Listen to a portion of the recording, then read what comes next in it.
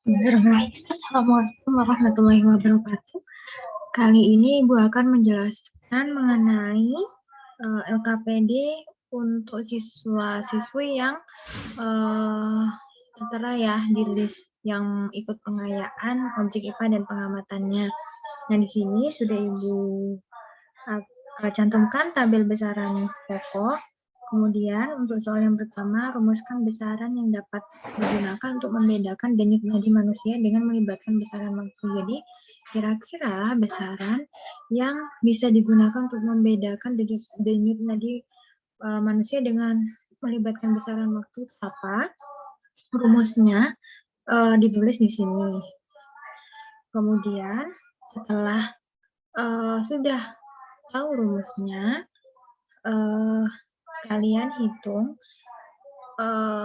denyut nadi kalian dengan denyut nadi orang lain. Misalnya denyut nadi ibu, ayah, kakak, dan lain sebagainya, terserah. Kemudian bandingkan denyut nadi kalian dengan denyut nadi yang kalian ukur tadi. Misalnya denyut nadimu dengan denyut nadi kakakmu itu bagaimana, samakah atau beda? Kemudian denyut nadimu dengan denyut nadi mama atau ayah dan lain sebagainya sama atau beda, seperti itu. Nah, kenapa kok bisa beda gitu? Kalian cari bisa di internet atau di buku, terserah. Kemudian pertanyaan ketiga, misalnya kamu sedang jogging, kemudian kamu duduk santai di bangku taman. Nah, sketsa grafik denyut nadi berikut terhadap aktivitas tersebut yang tepat adalah, jadi ketika kita melakukan jogging, kemudian melakukan duduk santai, setelah jogging langsung duduk santai, nah kira-kira yang cocok yang mana gitu. Kemudian kalau misalnya di antara ketiga ini tidak ada yang cocok, silahkan gambar grafik ini ya, yang di bagian kosong ini. Gambar grafik di sana.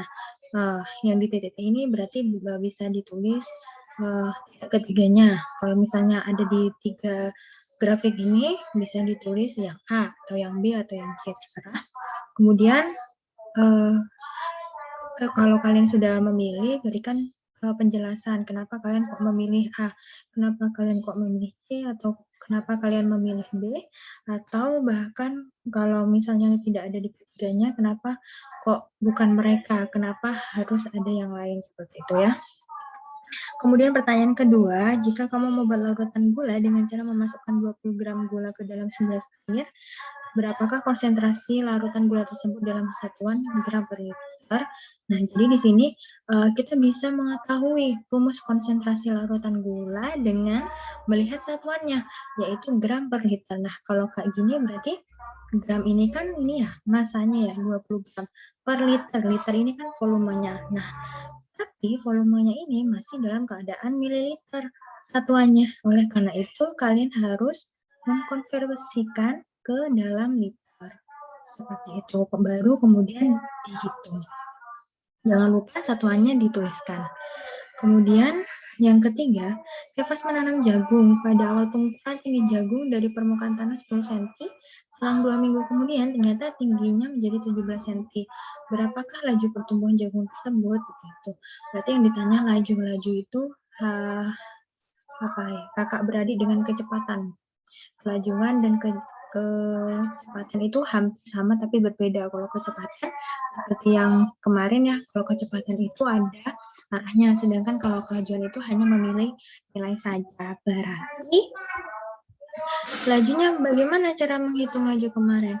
Panjang dibagi waktunya. Nah, waktunya ini dijadikan hari ya.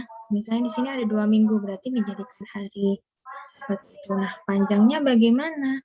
Karena ini mencari kelajuan, maka di akhir dikurangi tinggi awal, baru dibagi waktunya, seperti itu. Jangan lupa satuannya juga ditulis. Kemudian yang keempat, misalkan kamu hendak menentukan, ini N-nya 2 ya, menentukan produktivitas lahan sawah yang ditanami padi, rumuskan satuan yang sesuai untuk menghitungnya. Kira-kira kalau ada sebuah lahan sawah yang akan ditanami padi, satuan luasnya lahan sawah itu kira-kira pakai apa? Sentimeter kah, meter kah, atau kilometer, atau bahkan ada yang lain. Nah, ini bisa kalian cari di internet. Kemudian jangan lupa diberi penjelasan, kenapa kok harus misalnya meter, kenapa kok harus kilometer, kenapa kok harus yang lain seperti itu. Kemudian yang kelima, amatilah kejadian berikut. Jatuhkan 2 buah kertas HVS dari ketinggian yang sama, di mana salah satu kertas itu dalam bentuk lembaran dan kertas lainnya itu diremas-remas sehingga berbentuk bola, seperti bola ya. Lakukan pengamatan berulang atau sebanyak-banyak terhadap benda tersebut, objek itu, supaya kamu mendapatkan jawaban secara rinci, hasil yang maksimal seperti itu. Nah, berdasarkan pengamatan tersebut, rumuskanlah sebuah permasalahan, kemudian lakukanlah sebuah penelitian untuk menjawab permasalahan tersebut menggunakan metode ilmiah.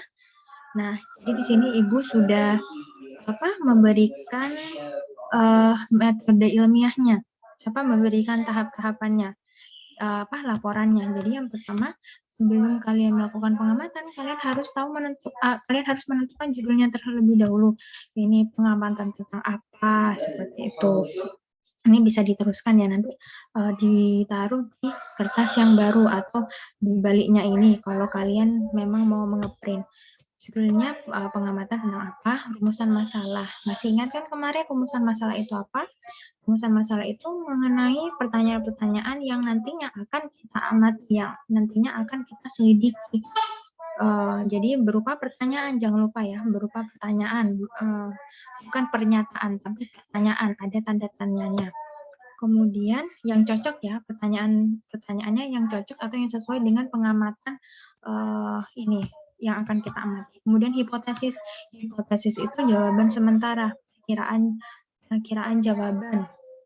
Jadi sebelum melakukan eksperimen, kira-kira jawabannya bagaimana ya gitu.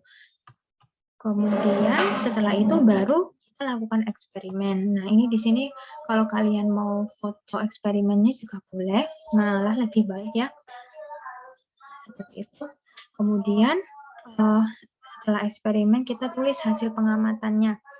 Nah, jadi misalnya kecepatan yang kertas HVS yang diremas-remas dengan yang tidak itu bagaimana, seperti itu.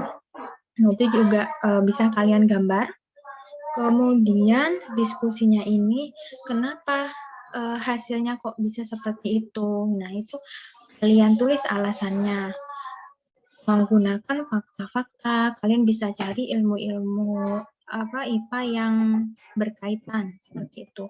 Kemudian kesimpulan. Nah, kesimpulan ini merupakan kita lihat hipotesis yang kita jawab tadi apakah diterima atau ditolak. Maksudnya apakah sesuai dengan pengamatan yang kita lakukan atau tidak, seperti itu. Jadi bisa kalian tulis hipotesis yang saya berikan diterima kalau memang sama dengan hasil pengamatan atau ditolak apabila tidak sama. Kemudian berikan penjelasan